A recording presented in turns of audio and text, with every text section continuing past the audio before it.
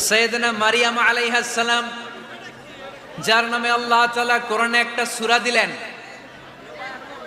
উনি পৃথিবীতে এমন একজন মহিয়সী নারী, যেই নারীর গর্ভে, যেই নারীর পেটের ভেতরে স্বামীর স্পর্শ ছাড়া সন্তান দিয়েছে কে? সাইয়েদনা ঈসা আলাইহিস সালাম পেটে আসলেন, মারিয়াম আলাইহিস সালাম লজ্জা পেলেন।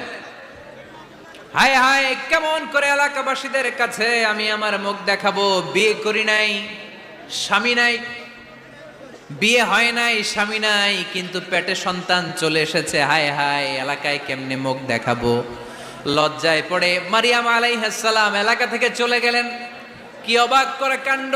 বাচ্চা ভূমিষ্ঠ হওয়ার জন্য, বড় হওয়ার জন্য 6 মাস 7 মাস লাগে নাই, পেটে বাচ্চা আসার সাথে সাথে বাচ্চাটারে বড় করে দিয়েছে কে? সাইয়েদাতুনা মারিয়াম আলাইহিস সালাম এবার বসে পড়লেন, বুঝতে আরম্ভ করলেন প্রেগন্যান্সির পেইন উঠেছে। হঠাৎ করে পেট থেকে বাচ্চা ভূমিষ্ঠ হয়ে যাওয়ার পরে উনি কাঁপতে আরম্ভ করলেন। ক্ষুধার চোটে খাবার কিছু নাই, সামনে ঝর্ণা, উপরে একটা খেজুর গাছ। সাইয়েদনা ঈসা আলাইহিস সালামকে কোলে নিয়ে মারিয়াম আলাইহিস সালাম মনে মনে ভাবে, হায় রে, কেউ যদি একটু খেজুর পেড়ে দিত, এই ক্ষুধার মুহূর্তে আমি খেজুর খেয়ে পেটের ক্ষুধা নিবারণ করতাম। রব্বুল আলামিন মারিয়ামকে উদ্দেশ্য করে আয়াত নাজিল করে দিলেন, ওয়া হুজ্জি ইলাইকি বিজিযইন নাখলাতি তুসাকিত আলাইকি রতবান জানিয়া। কোরআন সাক্ষী, হুজ্জি ইলাইকি বিজিযইন নাখলা, এর মানে হচ্ছে মারিয়াম, কেউ পেড়ে দিবে না, একটু কষ্ট করে হাতটা উঁচু করে খেজুরের ডালা ধরে ঝাঁকুনি মারো, টসটসে কাঁচা পাকা খেজুর নিচের দিকে পড়বে, তারপর তুমি তুলে খাবে। সুবহানাল্লাহ পড়েন। আল্লাহ চাইলে অটোমেটিক্যালি কারামাত হিসেবে খেজুরগুলো নিচে ফেলতে পারতেন না? কথা কন, খেজুরগুলো অটোমেটিক্যালি নিচের দিকে পড়ছে? পড়ে নাই। আল্লাহ শিক্ষা দিয়েছে, যেই পরিস্থিতিতে থাকো না কেন, তোমাকে শ্রম ব্যয় করে কষ্ট করে তোমার উপার্জন করতে হবে, রিজিকের বন্দোবস্ত করতে হবে। চিল্লায় বলেন ঠিক কি না? ইসলাম আমাদেরকে এটাই শিখিয়েছে, কাজে লজ্জা নাই। আবার বিশ্বনবী বললেন, ইন খামাতিস সাআ ওয়া ফি ইয়াদি আহাদিকুম ফাসিলাতুন, তোমাদের কারো হাতে যদি একটা চারা বীজ থাকে, সে যদি দেখে কিয়ামত হতে শুরু করেছে, ফাইন ইসতাতা আন ইয়াগরিসাহা ক্বাবলা আন তাকুমাস সাআ ফালইয়াগরিসহা। কারো হাতে একটা চারা বীজ নিয়ত করেছে, চারা বীজটা রোপণ করবে, ইন দ্য মিন টাইম দেখলো কিয়ামত হতে শুরু করেছে, বিশ্বনবী বললেন, যদি তোমার সুযোগ থাকে কিয়ামত হওয়ার আগে চারা বীজটা রোপণ করে দাও। কথা বুঝতে পেরেছেন? আপনার হাতে একটা চারা বীজ, আপনি প্ল্যান করেছেন এই চারা বীজটা রোপণ করবেন, ইন দ্য মিন টাইম দেখলেন কি হওয়া শুরু হয়েছে? ইযা জুলজিলাতিল আরদু জিলজালাহা, দ্য বিগেস্ট আর্থকোয়েক, ভূমিকম্প শুরু হয়েছে, কিয়ামত হয়ে যাবে। বিশ্বনবী বললেন, কিয়ামত হইতেছে ওদিকে, আর তোমার হাতে যদি চারা বীজ থাকে, দেরি করো না, কিয়ামত তোমার কাছ পর্যন্ত আসার আগে সুযোগ পেলে চারা বীজটা রোপণ করে দাও। ইসলাম শিখিয়েছে শেষ নিঃশ্বাস পর্যন্ত তোমাকে লড়ে যেতে হবে। এই পৃথিবীতে কেউ কাউকে জায়গা করে দেয় না, জায়গা করে নিতে হয়। এই পৃথিবীটা, the life is not a bed of roses, এটা ফুল বিছানো কোনো ফুল সজ্জা নয়, এটা কণ্টকাকীর্ণ। কেউ আপনার স্পেস করে দিবে না, কেউ আপনাকে সুযোগ করে দিবে না, কেউ আপনার জায়গা করে দিবে না, বরং আপনি জায়গা করে নিলে টাইনা নিচে নামাবে। কথা বলেন? এজন্য কখনো অলসতাকে স্থান দেয়া যাবে। রাসূল বাত্তালি দুক্কানু শয়তান, অলস মস্তিষ্ক শয়তানের আড্ডা। অলস যদি কেউ থাকে, এটারে টেনে বেঁধে কাজে নামাবেন, পারা যাবে? আলহামদুলিল্লাহ, লক্ষ্মীপুরে এরকম অলস ছেলে পেলে নাই।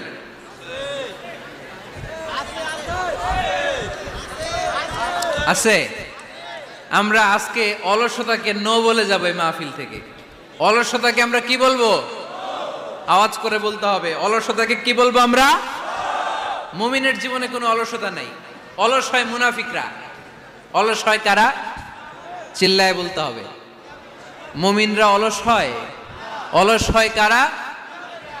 এজন্য কোরআনে আল্লাহ একথাও বলে দিলেন, ওয়াইদা কামু ইলাস সালাতি কামু কুসালা ইউরাউনান নাসা ওয়ালা ইয়াযকুরুনাল্লাহা ইল্লা কালিলা। সুবহানাল্লাহ পড়েন। মুনাফিকরা যখন মানুষকে দেখানোর জন্য নামাজে যায়, ওই নামাজে তাদের ইখলাস নাই, ওই নামাজের ভেতরে তাদের কোনো খুশু খুদু নাই, ওই নামাজের ভেতরে আছে শুধু অলসতা। ওই নামাজে কি আছে? কিন্তু আমরা যখন নামাজে যাই আমাদের অলসতা আছে? আমরা নামাজ পড়লে আমাদের হৃদয়টারে সজীব করে দেয় কে? আমরা উযু করলে আমাদের মনটাকে চাঙ্গা করে দেয় কে?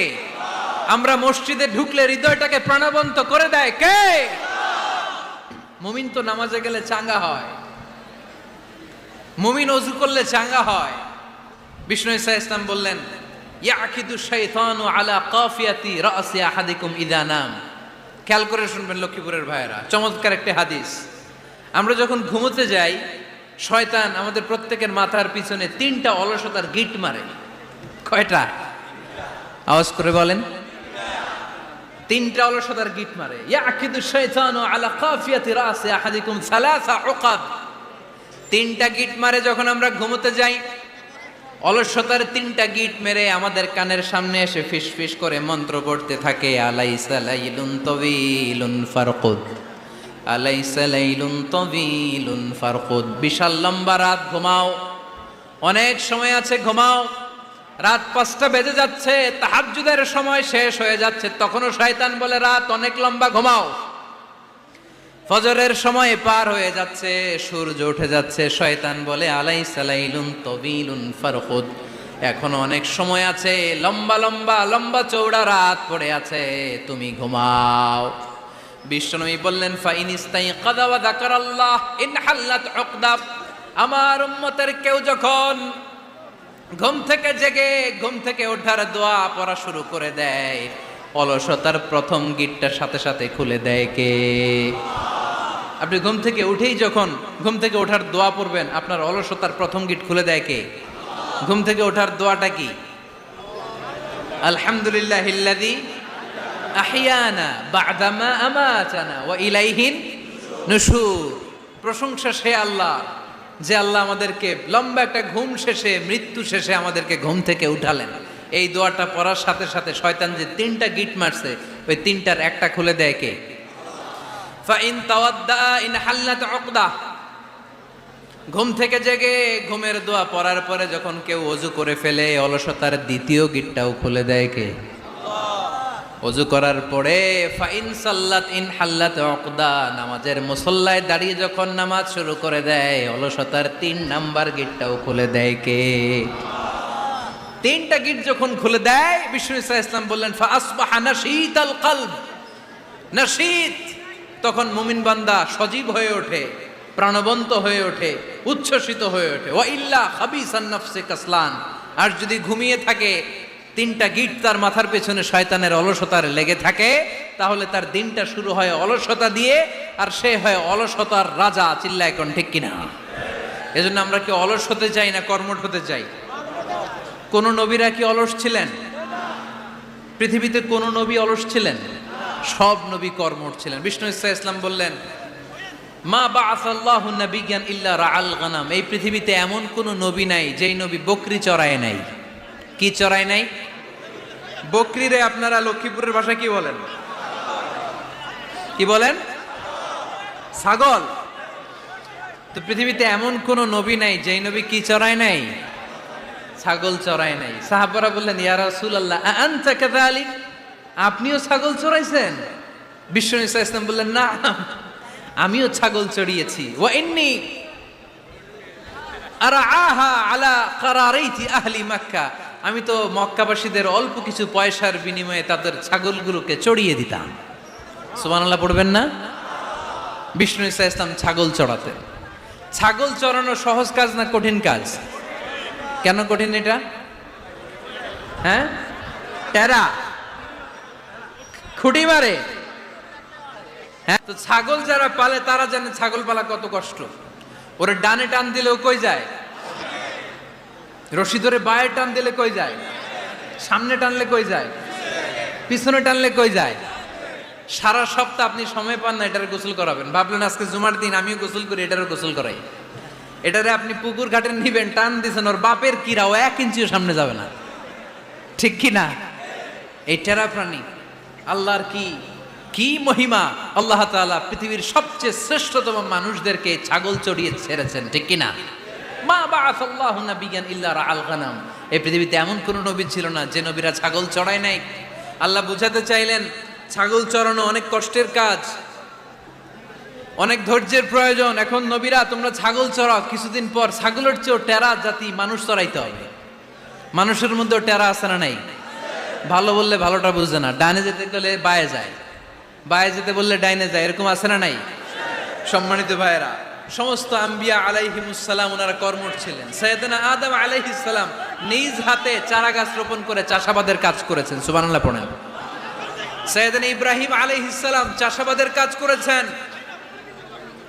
সাইয়েদনা দাউদ আলাইহিস সালাম নিজ হাতে যুদ্ধের জন্য যে পোশাক পরতে হয়, যেটা পরলে গায়ের মধ্যে ছুরি মারলেও ঢুকে না, ওই শিরস্ত্রাণ বানিয়েছেন, নিজ হাতে তলোয়ার বানিয়েছেন, সুবহানাল্লাহ পড়েন।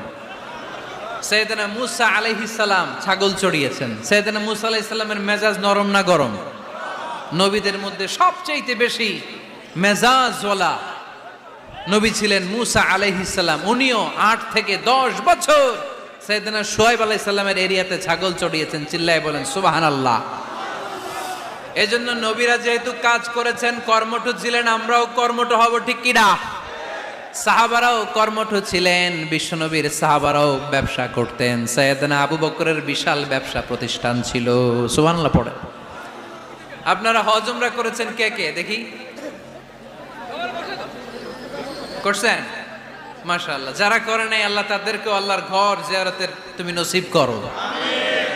বিশ্বনবীর মাকবারার সামনে দাঁড়িয়ে আমরা যেন সালাম পেশ করতে পারি, তুমি নসিব করো। বাইতুল্লাহ শরীফে এবং মসজিদ নববীতে আমরা যেন সালাত আদায় করতে পারি, আল্লাহ তুমি নসিব করো। সাইয়েদনা আবু বকর রাদিয়াল্লাহু তাআলা আনহুর ব্যবসা প্রতিষ্ঠান ছিল মক্কার কাবা ঘরের পাশেই। ওনার ব্যবসা প্রতিষ্ঠানগুলো যেখানে ছিল ঠিক ওইখানে সৌদি সরকার এখন শপিং মল বানিয়ে দিয়েছে, মাতজার আবু বকর। মক্কা শহরের যেখানে বহিরাগতরা এসে ওখানে ছাগল, ওখানে ঘোড়া, উট এগুলো রাখতো, আস্তাবল রাখতো, ঘোড়া আর উট যেখানে রাখা হতো ঠিক ওই জায়গায় সৌদি সরকার ওটার পার্কিং লট বানায় দিচ্ছে। মানে যেখানে আগে সাহাবাদের ব্যবসার জায়গা, ওইখানে বর্তমানে শপিং মল। যেখানে আগের সময়কাল সাহাবারা উট আর ঘোড়া রেখে বাঁধতো, ওইখানে এখন গাড়ি ঘোড়া রাখার ব্যবস্থা করা হয়েছে। সাইয়েদনা আবু বকর অনেক বড় ব্যবসায়ী ছিলেন। ওনার নিজ টাকা দিয়ে হাবাসা থেকে আসা সাইয়েদনা বেলালকে তিনি 20,000 স্বর্ণ মুদ্রা দিয়ে উমাইয়া ইবনে খালাফের কবল থেকে তিনি মুক্ত করেছেন। সাইয়েদনা উসমান যুন্নুরাইন বড় ব্যবসায়ী ছিলেন। নিজের টাকা দিয়ে মদিনার মুসলমানেরা পানি খেতে পারে না, বিইরে রুমা নামে একটা কুয়া ছিল, এই কুয়ার মালিক ছিল ইহুদি। মুসলমানেরা পানি খেতে গেলে সে বকা দিত, পানি খেতে দিত না। বিশ্বনবী বললেন, আমার সাহাবীদের মধ্যে এমন কি কেউ নাই নিজের অর্থায়নে বীরে রুমা কিনে মুসলমানদেরকে দিয়ে দিবে? সাইয়েদনা উসমান যুন্নুরাইন বলল, ইয়া রাসূলুল্লাহ, আপনার খেদমতে আমি হাজির। মুহূর্তের মধ্যে সাইয়েদনা উসমান যুন্নুরাইন নিজের অর্থায়নে বীরে রুমাটা কিনে মুসলমানদের জন্য সদকা করে দিয়েছে। তো ব্যবসা না করলে, কর্মঠ না হলে, উপার্জন না হলে সদকা করা যাবে? চিল্লায় বলেন করা যাবে? সুনানে তিরমিজির বর্ণনা, বিষ্ণু ঈসা ইসলাম মক্কা থেকে যত সাহাবারা হিজরত করে মদিনায় এসেছে, মদিনাতে কোনো না কোনো সাহাবার সাথে বিশ্বনবী ভ্রাতৃত্বের বন্ধনে আবদ্ধ করে দিয়েছে, সুবহানাল্লাহ পড়েন। এজন্য মক্কা থেকে যারা এসেছে এদেরকে বলে মুহাজির, এদেরকে কি বলে? আর মদিনায় যারা ছিল এদেরকে বলে আনসার, এদেরকে কি বলে? আওয়াজ করে উত্তর দিবেন। মক্কা থেকে যারা এসেছে তাদের নাম, আর যারা মদিনার সাহাবী তাদের নাম আনসার।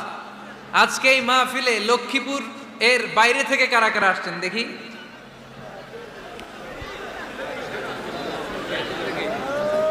মাশাআল্লাহ, মাশাআল্লাহ, অনেক আসছে। আল্লাহ ভাইদেরকে তুমি কবুল করো, হাত নামান। এই যে লক্ষ্মীপুরের বাইরে থেকে যে ভাইরা আসছে তারা লক্ষ্মীপুরের মেহমান, ঠিক কিনা? মক্কা থেকে হিজরত করে যে সমস্ত সাহাবারা এসেছিল তারা ছিল মদিনার মেহমান।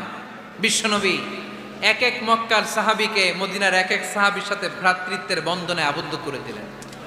আব্দুর রহমান ইবনে আউফ রাদিয়াল্লাহু তাআলা আনহু, ওনার সাথে ভ্রাতৃত্বের বন্ধনে যে সাহাবীকে বিশ্বনবী আবদ্ধ করে দিলেন, ওনার নাম হচ্ছে সাদ ইবনে রাবিয়া। কি নাম? মদিনার অনেক বড় ব্যবসায়ী। বিশ্বনবী বললেন, ও আব্দুর রহমান ইবনে আউফ, সম্পদ ছেড়ে দিয়ে, পরিবার ছেড়ে দিয়ে, স্থাবর অস্থাবর সব ছেড়ে দিয়ে আল্লাহর রাসূলের ভালোবাসায় মক্কা থেকে মদিনায় এসেছো। মদিনায় তোমার চিন্তা নাই, সাদ ইবনুর রবিকে আমি তোমার ভাই বানিয়ে দিলাম। সাদ ইবনুর রবি তোমার আপন ভাইয়ের মতো। সাদ ইবনে রবি বলল, আব্দুর রহমান, জীবনে তোমারে কোনোদিন দেখি নাই, তোমারে আমি চিনি না, তোমার নাম শুনি নাই, কিন্তু বিশ্বনবী তো তোমার দায়িত্ব আমাকে দিয়েছে। আমার চেয়ে বড় ধনী এই মদিনার মধ্যে দ্বিতীয় কেউ নাই। আজ থেকে তুমি আমার ভাই, আজ থেকে তুমি আমার কি? আল্লাহ আমাকে যত সম্পত্তি দান করেছে তার অর্ধেক সম্পত্তি আমি তোমার নামে দিয়ে দিলাম। ও আব্দুর রহমান ইবনে আউফ, শুধু তাই নয়, রব্বুল আলামিন আমাকে দুইজন স্ত্রী দিয়েছে। কয়জন? তুমি দেখো আমার কোন স্ত্রীকে তোমার বেশি ভালো লাগে, যার নাম তুমি বলবে সাথে সাথে আমি তারে তালাক দিয়ে দিব। তার ইদ্যত পালন শেষে তুমি তাকে বিয়ে করে তোমার সাথে নিয়ে যাবা। সুবহানাল্লাহ পড়ে। কারণ বিশ্বনবী তোমার দায়িত্ব আমার কাছে দিয়েছে, তুমি আমার ভাই। আমি মদিনার সবচেয়ে বড় ধনী, আমার অর্ধেক সম্পদ আমি তোমারে দিয়ে দিব। আমার দুই স্ত্রীর এক স্ত্রীকে তোমারে দিয়ে দিব। সাইয়েদনা আব্দুর রহমান ইবনে আউফ এই কথা শুনে অবাক হলেন। অবাক হয়ে উনিও এক অবাক কথা বললেন। উনি বললেন, লা হাজাতা লি ফি ইয়া আখি, ও আমার প্রাণের ভাই, তোমার কথা শুনে আমার হৃদয়টা ভরে গিয়েছে, কিন্তু তোমার সম্পদেরও দরকার আমার নাই, তোমার স্ত্রীরও দরকার আমার নাই। বারাকাল্লাহু ফি মালিক ওয়া লি আহলিক, আল্লাহ তোমার মালেও বরকত দেখ, তোমার সম্পদেও বরকত দেখ। তুমি শুধু একটু কষ্ট করবা। কি কষ্ট? দুল্লানি আলা সুক, show me the way to the market. তুমি মদিনায় কোনো মার্কেট আছে কিনা, শপিং মল আছে কিনা, ব্যবসা প্রতিষ্ঠান আছে কিনা আমারে দেখায় দাও। সুবহানাল্লাহ পড়ে। আমরা হইলে কি করতাম? লক্ষ্মীপুরে যারা আসছে এদের একজনের যদি বলা হয়, ভাই আপনি এখন থেকে লক্ষ্মীপুরের ভাই, আমার অর্ধেক সম্পদ আপনারে দিয়ে দেব, কি করবে? পায়ের উপর পা তুলে খাবে আর বলবে, কি আনন্দ আকাশে বাতাসে। ঠিক কিনা? এরপর যদি বলি, ভাই আমার দুই বউ, যেটারে সুন্দর লাগে বলেন তালাক দিয়ে দেই, নিয়ে যান, কি বলবে? কি আনন্দ আকাশে বাতাস। আল্লাহ রাসূলের সাহাবী আব্দুর রহমান ইবনে আউফ বললেন, লা হাজাতা লি ফি, আমার দরকার নেই। দুল্লানি আলা সুক, just show me the way to market. এখানে মার্কেট কই আছে দেখায় দাও। অবাক হয়ে গেলেন সাদ বিন রবি, বললেন, ও আব্দুর রহমান ইবনে আউফ, ঠিক আছে, তুমি যদি নিতে না চাও তোমারে আমি জোর জবরদস্তি করব না। শুনে রাখো, মদিনাতে ইহুদিদের কয়নুকার একটা বাজার আছে। এই কথা বলার সাথে সাথে আব্দুর রহমান ইবনে আউফ চলে গেলেন।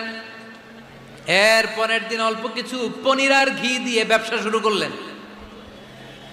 পনির আর ঘিয়ের ব্যবসা করতে করতে করতে করতে ব্যবসায় তিনি এত লাভ করলেন, উনি বললেন, আমি যদি কখনো মদিনার বালুর মধ্যে হাত দিতাম, ওই বালুটারও সোনা বানায় দিত কে? দুল্লানি আলা সুক। লক্ষ্মীপুরের কর্মঠ যুবক ভাইয়েরা, এ আব্দুর রহমান ইবনে আউফ আমাদের প্রেরণা। উনি অন্যের ঘাড়ে পাড়া দিয়ে খেতে চায় নাই, আরেকজনের উপর ডিপেন্ডেন্ট বা নির্ভরশীল হতে চায় নাই। তিনি স্বাবলম্বী হওয়ার শিক্ষা, লেসেন কিয়ামত পর্যন্ত গোটা বিশ্বের যুবকদের জন্য রেখে গিয়েছে। চিল্লায় বলো ঠিক কিনা? দুল্লানি আলা সুক, show me the way to market. Market কোথায় দেখাও। পনির আর ঘি নিয়ে ব্যবসা করতে করতে কয়েক মাসের ব্যবধানে ইতিহাস সাক্ষী, সাইয়েদনা আব্দুর রহমান ইবনে আউফ মদিনার বিশাল বড় বিজনেস ম্যাগনেটে পরিণত হয়ে গেলেন। চিল্লায় পড়েন আল্লাহু আকবার। এজন্য ব্যবসার ভিতরে বরকত ঢুকিয়ে দিয়েছে কে? বিশ্বনবী বললেন, আত-তাজিরা সাদুকাল আমিন মা'আন নাবিয়্যিন ওয়াস সিদ্দীকিন ওয়াস শুহাদা'i ওয়াস সালিহিন। আমানতদার ব্যবসায়ী তারা সাধারণ কোনো মানুষ নয়, কিয়ামতের দিন নবীদের সাথে হাসর হয়ে যাবে। আপনারা যারা ব্যবসা করেন, এটা সাধারণ বিষয় নয়। বিষ্ণু ইসলাম নিজেও ব্যবসায়ী ছিলেন। ওনার জীবনের প্রথমে তিনি খাদিজা রাদিয়াল্লাহু তাআলা আনহার ব্যবসার স্টাফ হয়ে কাজ শুরু করেছেন, এরপর নিজে ব্যবসা শুরু করেছেন। এরপরে খাদিজাতুল কুবরা রাদিয়াল্লাহু তাআলা আনহা সব সম্পত্তি বিয়ের পরে বিশ্বনবীর পায়ের সামনে ঢেলে দিয়েছেন। বললেন, ইয়া রাসূলুল্লাহ, এই সম্পদ আমি আপনাকে দিয়ে দিলাম, আপনি ইচ্ছা মতো দিনের প্রয়োজনে খরচ করেন। সুবহানাল্লাহ পড়েন। এজন্য বিষ্ণু ঈসা ইসলাম আমাদের জন্য উপমা, আব্দুর রহমান ইবনে আউফ আমাদের জন্য উপমা। যারা ব্যবসা করেন তারা বিষ্ণু ঈসা ইসলামের সুন্নাহ পালন করছেন। আত-তাজির আস-সাদুক আল-আমিন, বিষ্ণুই বললেন সত্যবাদী আমানতদার ব্যবসায়ী, যে ব্যবসা করতে যে মিথ্যা কথা বলে না। অনেক ব্যবসায়ীরা আছে পণ্য চালানোর জন্য মিথ্যা কথা বলে আর কসম কাটে, আছে না নাই? আহা, এমনটা করা যাবে? সকালবেলা স্ত্রীরে বলে, এই গরুগুলা বিক্রি করবো, তুই একটা দাম কত কমো? স্ত্রীরে শিখাই দিচ্ছে, এই গরুর দাম তুই 40,000। তো বউ বলে ঠিক আছে, দাম কইলাম 40,000। তো এরপরে বাজারে যখন গরু বিক্রি করতে যায়, একজন যখন বলে যে ভাই এটা 30,000 টাকা দিয়ে কিনবো, কয় ভাই আল্লাহর কসম সকালে একজন 40,000 দাম কইছে, আমি দেই নাই। আছে না নাই? কৌশল করে, বউরে শিখাইছে সকালে, কয় তুই দাম কর 40,000। তো বাজারে যে সকালে একজন দাম করছে, দাম করে কইছে 40,000 দেই নাই, আপনার 30,000 কেমনে দেই? এরকম ডাকাইত আছে না নাই? আলহামদুলিল্লাহ লক্ষ্মীপুরে এরকম লোকজন নাই? আরে নাই, আমি কই নাই, এরা কই আছে। লক্ষ্মীপুরের মানুষ খুব ধার্মিক, আমি জানি। লক্ষ্মীপুর, নোয়াখালী, ফেনী এই বেল্টের লোকজন খুব আল্লাহওয়ালা। এদের মধ্যে আল্লাহওয়ালার সংখ্যা বেশি, এখানে আলেম ওলামা বেশি, এখানে মসজিদ মাদ্রাসা বেশি। এই জন্য এই জেলাগুলোতে আল্লাহর রহমতও বেশি। আল্লাহ তুমি এই জেলার ছেলেবেলাদেরকে, এই জেলার লোকদেরকে তুমি কবুল করো, মা বোনদেরকে তুমি কবুল করো। সম্মানিত ভাইয়েরা, এজন্য আজকের মাহফিল থেকে আমরা যেটা শিখলাম সেটা হচ্ছে পরিশ্রমে কোনো লজ্জা আছে? আমরা কাজ করে খাবো, ঠিক কিনা? Never underestimate any job. যুবক ভাইয়েরা, লক্ষ্মীপুরের যুবক ছেলেরা শুনতেছ? এরকম আওয়াজ করতে হবে, কান খাড়া করে শোনো। Never underestimate any job. কোনো চাকরিকে ছোট করে দেখা যাবে, whether it's small or big, you don't care. এটার কেয়ার করা যাবে না। ছোট্ট চাকরি পাইলে ঢুকে যাবা, বড় অফার আসলে পরে ঢুকবা। এটা ছোট কাজ, এটা হোটেলের ওয়েটার, এটা ছোট্ট স্টাফ, এটা কেরানি না। কাজ কাজই, কাজের মধ্যে কোনো ছোট বড় নাই। খেটে খাওয়া মানুষকে বিশ্বনবী অনেক সম্মান করতেন। বিষ্ণু ঈসা ইসলাম খেটে খাওয়া মানুষদেরকে এত ভালোবাসতেন, বিদায় হজের মতো এত গুরুত্বপূর্ণ ভাষণও এই মেহনতি মানুষদের কথা বাদ যায়নি। সুবহানাল্লাহ পড়বেন না?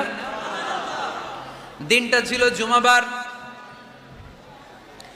বিষ্ণু ঈসা ইসলাম আরাফাতের ময়দানে দাঁড়িয়ে ঐতিহাসিক একটা ভাষণ দিলেন। এই ভাষণের নাম হলো বিদায় হজের ভাষণ। এই বিদায় হজের ভাষণেও খেটে খাওয়া মানুষের কথা বিশ্বনবী বাদ দেয় নাই। বিশ্বনবী বলেছেন, আরিক্কাকুম, খবরদার, অধীনস্থ কর্মচারীদের সাথে খারাপ আচরণ করো না। আতঈমুহুম মিম্মা তাকুলুন ওয়াকসুহুম মিম্মা তালবিসুন। খবরদার, মনে রেখো, তোমরা যা খাবে তোমাদের অধীনস্থ কর্মচারীদেরও তা খাওয়াবে, তোমরা যা পড়বে তাদেরও তা পড়াবে। বিশ্বনবী শেষ নিঃশ্বাস ত্যাগ করে যাওয়ার আগে যেই কয়েকটা কথা বলেছিলেন তার মধ্যে মেহনতি মানুষদের জন্য কথা আছে নাড়াই। বিষ্ণু ঈসা ইসলাম যখন শেষ নিঃশ্বাস ত্যাগ করবেন, তিনি বলেছিলেন, আসসালাত আসসালাত, উম্মতেরা নামাজ নামাজ নামাজ ছেড়ে দিও না, নামাজ তরক করো না, নামাজ কাজা করো না। আর বলেছিলেন, অমা মালাকাত আইমানুকুম, অধীনস্থ কর্মচারীদের সাথে খবরদার খারাপ আচরণ করো না। যারা কর্মচারীদের সাথে খারাপ আচরণ করে, যারা মানুষের কাছ থেকে শ্রম নিয়ে কাজ করিয়ে টাকা দেয় না, কিয়ামতের দিন তাদের বিরুদ্ধে মামলা দায়ের করবে কে? কে করবে? হাদিসে কুদসি সাক্ষী বিষ্ণু ঈসা ইসলাম বলেন, আল্লাহ তাআলা ফরমান, আনা খাসমুহুম সালাসাতুন আনা খাসমুহুম ইয়াউমাল কিয়ামা। তিন শ্রেণীর ব্যক্তির বিরুদ্ধে আল্লাহ বলেন, আমি নিজেই কিয়ামতের দিন মামলা দায়ের করব। I will be against them in the day of judgment. Three categories of people, I will be against them in the day of judgment. তিন শ্রেণীর লোক কিয়ামতের দিন তারা ছাড় পাবে না। আল্লাহ বলেন আমি নিজেই তাদের বিরুদ্ধে মামলা দায়ের করব। এর মধ্যে এক শ্রেণীর লোক হচ্ছে রজুলুন ইস্তাজারা জিরান ফাস্তাউফা মিনহু ওয়ালাম ইয়াতি আজরা, একজন শ্রমিক ভাড়া করে তার কাছ থেকে কাজ নিয়েছে কিন্তু তার পারিশ্রমিক আদায় করে নাই। এরকম আছে না নাই? দাপট দেখায়, দাপট দেখায় ইউনিভার্সিটির ক্যান্টিনগুলোতে, ইউনিভার্সিটির ক্যান্টিনে যায় খায় মাগার বিল দেয় না, এরকম ডাকাইত আছে না নাই? চায়ের দোকানে চা খেয়ে পরে দিমু বিল দেয় না, আছে না নাই? দোকানে যে পণ্য কিনে বিল দেয় না, পরে দিমু, আছে না নাই? কিয়ামতের দিন আল্লাহ তোর এই মাস্তানি ছুটাবে, চিল্লা এখন ঠিক কিনা? আনা খাসমুহুম, আমি নিজেই তাদের বিরুদ্ধে মামলা দায়ের করব। কথাটা কার? এজন্য বিশ্বনবী বললেন খবরদার, মেহনতি মানুষ, খেটে খাওয়া মানুষ, এদের দোয়া কবুল হয়ে যায়। আতুল আজিরা আজরাহু ক্বাবলা আন ইয়াজিফা আরাকুহু, খবরদার, বিশ্বনবী বললেন শ্রমিকের ঘাম শুকিয়ে যাওয়ার আগে তাদের পারিশ্রমিক মিটিয়ে দাও। বিশ্বনবীর বিখ্যাত হাদিস, আতুল আজিরা আজরাহু ক্বাবলা আন ইয়াজিফা আরাকুহু, শ্রমিকের ঘাম মাটিতে লাগার আগে, শুকিয়ে যাওয়ার আগে তাদের পারিশ্রমিক মিটিয়ে দাও। কেননা তারা যদি বদদোয়া করে তোমার জীবনরে জাহান্নাম বানিয়ে দিবে কে? বিষ্ণু ইসলাম সব সময় খেটে খাওয়া মানুষদেরকে আগলে রাখতেন। সব সময় শুধু যে ভাষণে মেহনতি মানুষদের সাথে ভালো আচরণ করতে বলতেন, শ্রমিকদের সাথে ভালো আচরণ করতে বলতেন, এমনটা নয়। ওনার ব্যক্তিগত জীবন